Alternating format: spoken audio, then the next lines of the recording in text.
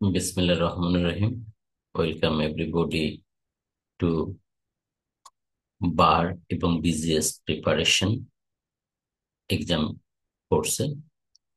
আজকে আমরা CPC CrPC নিয়ে আলোচনা করব, that is the code of civil procedure 1898। এই আইনটি খুবই একটি গুরুত্বপূর্ণ আইন।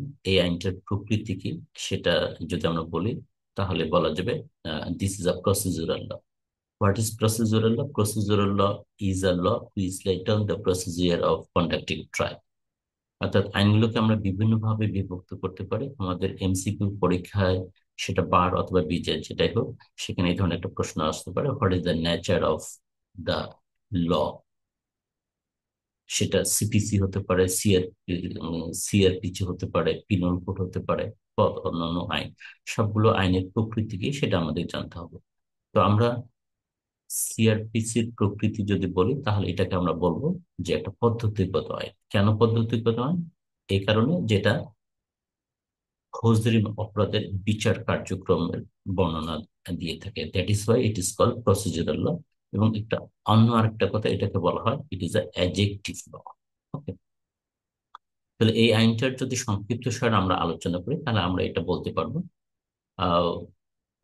The code of criminal procedure হলো 1898 সালে 5 নম্বর আইন। অর্থাৎ 1898 সালে আইনটি প্রণীত হয়েছিল এবং এই আইনটি 1898 সালের 1 জুলাই কার্যকর হয়। এবং এখানে 565টি ধারা আছে, 5টি তফসিল আছে, যদিও ধারাগুলোর মধ্যে কয়েকটি ইতিমধ্যে রিফিল হয়ে গেছে। আমরা বললাম 5টি তফসিল আছে, প্রথম তফসিলটি বাতিল হয়ে গেছে। দ্বিতীয় তফসিলে অপরাধ সমূহের বিবরণ দেওয়া আছে। অর্থাৎ দ্বিতীয় যে তফসিল, এটা খুবই একটা লার্জেস্ট তফসিল। এখানে পিনল কোডে সংজ্ঞায়িত সকল অপরাধের আহ, বিচার কে করবে, কোন আদালত করবে, আহ, তার শাস্তি কি হবে, আহ, সে অপরাধ বিচারার্থ গ্রহণ করলে আহ, সমন ইস্যু করা যাবে, গ্রেপ্তারি পরোয়ানা ইস্যু করা যাবে, এবং এটা জামিনযোগ্য কি অজামিনযোগ্য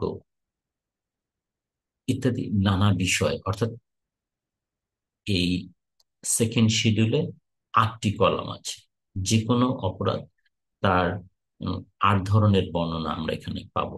এটাকে বলা হয় statement, tabular statement of offences. Tabular statement of offences, এই প্রশ্নটা আপনাদের ভাইভাতেও আসতে পারে, অথবা এমসিকিউ, বিজিএস অথবা বা যে কোনো জায়গায় আসতে পারে। এটা খুবই important. Second schedule of the CrPC, the name of the second schedule কি, এরকম প্রশ্ন আসতে পারে। এটার নাম হলো tabular statement of offences. Tabular statement of offences, এটা আসতে পারে। তৃতীয় তফসিলে কি আছে এই প্রশ্নটা আসতে পারে। যেহেতু আমরা এখানে বলছি 5টা তফসিল, তার প্রথমটা অমিট হয়ে গেছে, এখন আছে সেকেন্ড শিডিউল বললাম। থার্ড শিডিউলে ম্যাজিস্ট্রেটদের অর্ডিনারি পাওয়ার সম্পর্কে বলা হয়েছে। হুম। চতুর্থ তফসিলে ম্যাজিস্ট্রেটগণকে কি ধরনের অতিরিক্ত ক্ষমতায় কনফার করা যাবে, ইম্পাওয়ার করা যাবে, সে সম্পর্কে বর্ণনা দেওয়া হয়েছে। এবং পঞ্চম তফসিলে বিভিন্ন ধরনের ফর্মের কথা বলা হয়েছে। হুম, ফর্মের কথা বলা হয়েছে। এই আইনটিকে 9টি ভাগে বিভক্ত করা হয়েছে এবং এখানে বিবিধ সহ 9টি ভাগে উম, ভাগ করে 46টা অধ্যায় রয়েছে এখানে। অর্থাৎ এই আইনটা 46টা অধ্যায়ে বিভক্ত করা হয়েছে। এই আইনের যদি গুরুত্বপূর্ণ ধারাগুলো আমরা আলোচনা করি তাহলে শুরু থেকে আলোচনার ক্ষেত্রে প্রথম যে ধারাটা, ধারা 1 নিয়ে আমাদের আলোচনা করতে হবে। এখানে সংক্ষিপ্ত শিরোনাম এবং কমেন্সমেন্ট দেওয়া হয়েছে। হুম, এখানে বলা হয়েছে যে এই আইনটি the code of criminal procedure 1898 নামে পরিচিত হবে এবং এই আইনটি 1 জুলাই 1898 সাল হতে কার্যকরী হয়েছে। তাহলে আমরা যখন আইনের নাম বলি, সারা দেশে আমরা এই জিনিসটা ভুল করে, আইনের নাম কখনো অনুবাদ করে বলা যাবে না। যেটা আমরা ফৌজদারি কার্যবিধি বলছি, এটা একটা ভুল। কারণ এই সেকশন একে আমরা দেখছি এই আইনটার নাম দেওয়া হয়েছে the code of criminal procedure 1898। অর্থাৎ বাংলায় যদি আমরা বলি, এটা আমরা বলতে পারবো the code of criminal procedure বা প্রসিজার 1898। এটাকে আমরা কখনো ফৌজদারি কার্যবিধি যদি বলি সেটা ভুল হবে। কেন ভুল হবে? এই সম্পর্কে একটা আইন আছে। কি সেই আইন? দ্য জেনারেল ক্লজেস অ্যাক্ট 1897 এর সেকশন 28-এ সুস্পষ্টভাবে বলে দেওয়া হয়েছে, আমরা কোনো আইনকে যখন সাইট করব, কোথাও উদ্ধৃতি দেব, তখন সংশ্লিষ্ট আইনের সেকশন 1-এ সংক্ষিপ্ত শিরোনাম হিসেবে যে নামটি থাকবে, সেই নামে আইনটিকে উদ্ধৃত করতে হবে, সাইট করতে হবে। তাহলে এই যে আমরা সারা দেশে আইন অঙ্গনের সকলে আমরা ফৌজদারি কার্যবিধি বলছি, এটা শুধু ভুল না, এটা বেআইনিও বটে। এটা বেআইনি বটে। এতে প্রচলিত কোনো আইনে বাংলা অনুবাদ বা ইংরেজি অনুবাদ করা যাবে না, যদি না সংশ্লিষ্ট আইনটির বাংলা কোনো অনুবাদ করা হয়।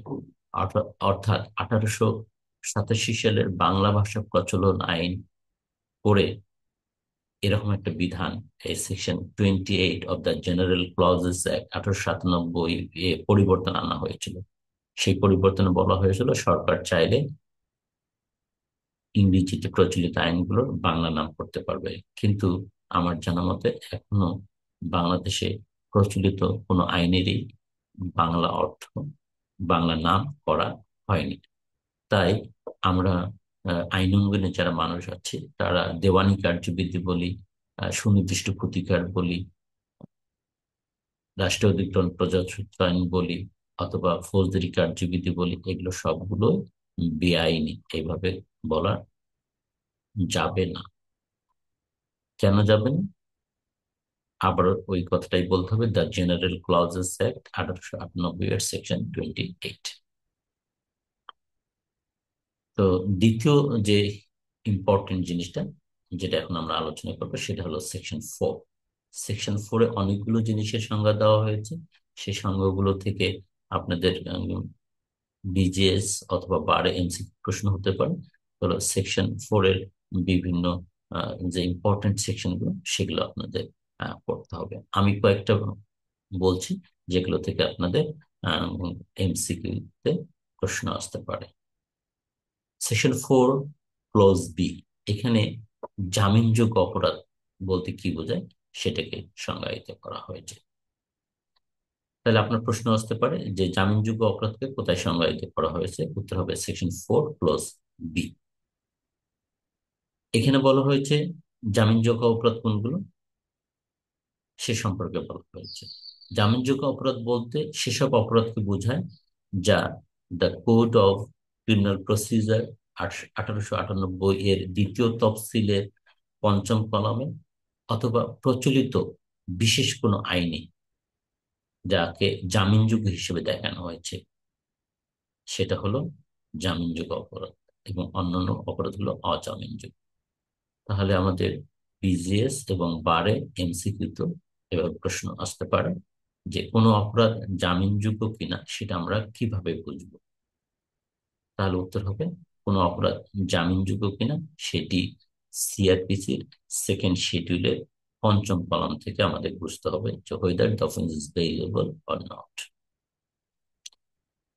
আবার যদি প্রচলিত অন্যান্য ল অফ ক্রাইমস হয়, যেমন নারী শিশু নির্যাতন দমন আইন 2000 অথবা দ্রুত বিচার আইন, এ ধরনের নানা ধরনের ল অফ ক্রাইমস আছে, সেগুলোর অপরাধ জামিনযোগ্য কিনা সেটা তো সিআরপিসির সেকেন্ড শিডিউলের পঞ্চম কলামে বলা নাই। তাহলে কি কোথা থেকে আমরা বুঝবো? সেটারও একটা গ্রামার এই সেকেন্ড শিডিউলের শেষাংশে দেওয়া হয়েছে। সেখানে বলা হয়েছে কোন অপরাধ যদি 2 থেকে 5 বছর পর্যন্ত কারাদণ্ডে দণ্ডনীয় হয় সেটা অজামিনযোগ্য অপরাধ বলে গণ্য হবে। আর যদি 2 বছরের নিচে কোনো অপরাধ কারাদণ্ডে দণ্ডনীয় হয় তাহলে সেটা জামিনযোগ্য বলে গণ্য হবে। তাহলে এখান থেকে আমরা গ্রামারটা বুঝে নেব যে কোন অপরাধগুলো জামিনযোগ্য কি অথবা জামিনযোগ্য নয়। যদি কোনো অপরাধ জামিনযোগ্য কি বা জামিনযোগ্য নয় আমরা যদি সরাসরি না বুঝি, তাহলে আমাদের সিআরপিসির সেকেন্ড শিডিউলের পঞ্চম কলামের সাহায্য নিতে হবে। আর ল অফ ক্রাইমসটি, প্রচলিত অপরাধমূলক আইনটি যদি স্পেশাল ল হয়ে থাকে, যেমন নারী শিশু অপরাধের কথা আমরা বললাম, শিশু আইন বললাম, বা প্রচলিত এরকম অন্যান্য যে আইনগুলো আছে, সেক্ষেত্রে গ্রামারটা হবে, সেটাও সিআরপিসির সেকেন্ড শিডিউলের শেষের দিকে বলা আছে যে প্রচলিত বিশেষ আইনের অপরাধটি যদি 2 বছর থেকে 5 বছর পর্যন্ত কারাদণ্ডে দণ্ডনীয় হয়, তাহলে সেটা অজামিনযোগ্য। আর যদি বিলো 2 ইয়ার্স হয়, তাহলে সেটা জামিনযোগ্য। এই গ্রামারটা মনে রাখলেই হবে। 4 ধারার F ক্লজে আরেকটা জিনিসের সংজ্ঞা দেওয়া হয়েছে, সেটা হলো যে কগনিজেবল অফেন্স, ধর্তব্য অপরাধ বা ধর্তব্য কেস। এই দুটা জিনিস বলতে কি বোঝাবো? ঠিক এখানেও একইভাবে বলা হচ্ছে, the code of criminal procedure 1898 এর দ্বিতীয় তফসিলের তৃতীয় কলামে বা প্রচলিত বিশেষ কোনো আইন অনুসারে পুলিশ বিনা ওয়ারেন্টে গ্রেপ্তার করতে পারে, এরকম অপরাধকে বলা হচ্ছে কগনিজেবল অফেন্স। তাহলে the offence for which police can arrest without warrant, those types of offence are called cognizable offence. তাহলে কোন অফেন্স কগনিজেবল কিনা সেটা আমরা কিভাবে বুঝবো? সেটার সহায়তা নেওয়ার জন্য আমাদের আবারও সিআরপিসির সেকেন্ড শিডিউলের তৃতীয় কলামে সাহায্য নিতে হবে। তো প্রচলিত বিশেষ আইনগুলোর কথা সিআরপিসির সেকেন্ড শিডিউলে বলা নেই, তাহলে কিভাবে আমরা বুঝবো? যদি সংশ্লিষ্ট আইনে, প্রচলিত বিশেষ কোনো আইনের নিজস্ব বিধানে অপরাধটিকে বিনা পরোয়ানায় গ্রেপ্তার করার কথা বলা থাকে, তাহলে সেটা কগনিজেবল হবে। আর যদি বলা না থাকে, তাহলে সেটা নন কগনিজেবল হবে। তাহলে এখানেও এমসিকিউতে প্রশ্ন আসতে পারে যে কগনিজেবল অফেন্স কি, কগনিজেবল অফেন্সকে কোথায় সংজ্ঞায়িত করা হয়েছে, কোন অপরাধ কগনিজেবল কিনা সেটা আমরা কোত্থেকে বুঝবো? এই তিনটা প্রশ্ন আসতে পারে। এরপর হলো সেকশন 4 ক্লোজ 8। এখানে কমপ্লেইন্টকে সংজ্ঞায়িত করা হয়েছে। এখানে প্রশ্ন আসতে পারে যে কমপ্লেইন্টকে কোন আইনের কোথায় সংজ্ঞায়িত করা হয়েছে? উত্তর হবে কমপ্লেইন্টকে সংজ্ঞায়িত করা হয়েছে সিআরপিসি সেকশন 4 ক্লোজ 8। এখানে আরেকটা প্রশ্ন আসতে পারে, কগনিজেন্স সরি, এখানে আরেকটা প্রশ্ন আসতে পারে, কমপ্লেইন লিখিত হওয়ার আবশ্যকতা রয়েছে কিনা? উত্তর হলো কমপ্লেইন লিখিত হওয়ার আবশ্যকতা নেই, কমপ্লেইন মৌখিক হতে পারে, যদিও এটার প্রচলন বাংলাদেশের বিচার ব্যবস্থায় নেই। আরেকটা প্রশ্ন আসতে পারে, কমপ্লেইন্ট কি অজ্ঞাতনামা ব্যক্তির বিরুদ্ধে হতে পারে? উত্তর হলো ইয়েস, অবশ্যই কমপ্লেইন অজ্ঞাতনামা ব্যক্তির বিরুদ্ধে হতে পারে। যদিও আমরা সাধারণত থানায় দায়েরকৃত জিআর মামলাগুলোতে অজ্ঞাতনামা আসামি দেখি, তার বিধানের, এই জিআর মামলাগুলো যে অজ্ঞাতনামা ব্যক্তির বিরুদ্ধে করা যায়, তার এই বিধানটা এইখানে দেওয়া আছে সেকশন 4 ক্লোজ 8। অর্থাৎ পুরা সিআরপিসিতে একটা জায়গায় বলা হয়েছে যে অজ্ঞাতনামা ব্যক্তিদের বিরুদ্ধে নালিশি দরখাস্ত করা যাবে। এখান থেকেই ক্রিমিনাল মামলারও ওই বিধানটা প্রচলিত আছে, অজ্ঞাতনামা আসামি। তাহলে এখানে এই প্রশ্নগুলো আসতে পারে। সেকশন 4 থেকে আরেকটা প্রশ্ন আসতে পারে, সেটা হলো ইনকোয়ারি। সেকশন 4 ক্লোজ তে এই ইনকোয়ারি সংজ্ঞায়িত করা হয়েছে। সেখানে প্রশ্ন আসতে পারে যে কোন আইনের কোন ধারায় ইনকোয়ারিকে সংজ্ঞায়িত করা হয়েছে। এমসিকিউতে এইভাবে প্রশ্ন আসতে পারে, উত্তর হবে সেকশন 4 ক্লোজ অফ সিআরপিসি। সেখানে অনুসন্ধানকে বা ইনকোয়ারিকে সংজ্ঞায়িত করা হয়েছে। এখান থেকে প্রশ্ন আসতে পারে যে ইনকোয়ারি কে করতে পারে? উত্তর হবে ইনকোয়ারি ম্যাজিস্ট্রেট করতে পারে, আহ,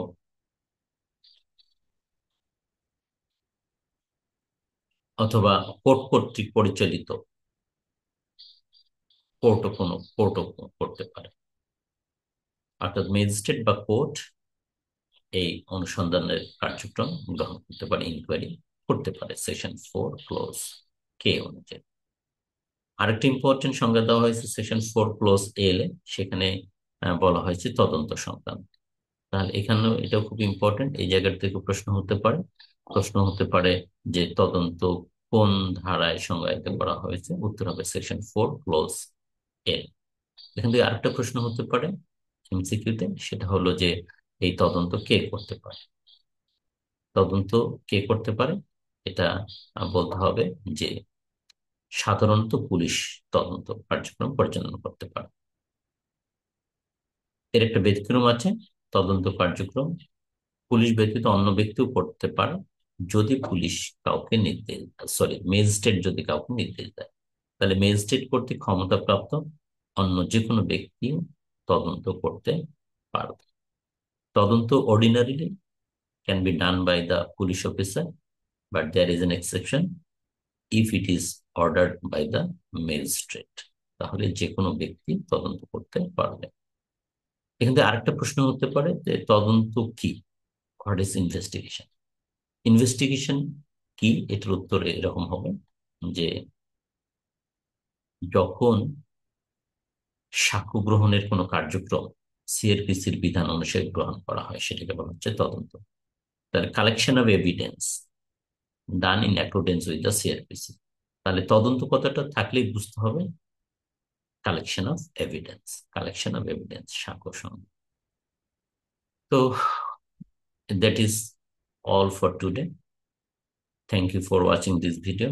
আপনারা যারা ঘরে বসে বিজিএস অথবা বারের মতো কম্পিটিটিভ এক্সামের এমসিকিউ প্রিপারেশন নিতে চান, তারা আমাদের চ্যানেলটাকে সাবস্ক্রাইব করতে পারেন এবং ঘরে বসে আপনার প্রিপারেশন কতটুকু হয়েছে তা যদি যাচাই করতে চান, তাহলে আমাদের ডেসক্রিপশন বক্সে দেওয়া হোয়াটসঅ্যাপ নাম্বারে যোগাযোগ করতে পারেন। আপনি ঘরে বসেই এমসিকিউ প্রিপারেশন আমাদের সঙ্গে দিতে পারেন এবং আমাদের খুবই বিগত সালের কোশ্চেনগুলোর উপর আপনি আপনার সামর্থ্য যাচাই করতে পারেন, প্রিপারেশনটাকে টেস্ট করতে পারেন এবং আমাদের তৈরিকৃত প্রশ্নের মাধ্যমে আপনার এমসিকিউ প্রিপারেশন কতটুকু সফলভাবে হয়েছে সেটারও যাচাই করতে পারেন। তো thank you for watching the video again. Thank you.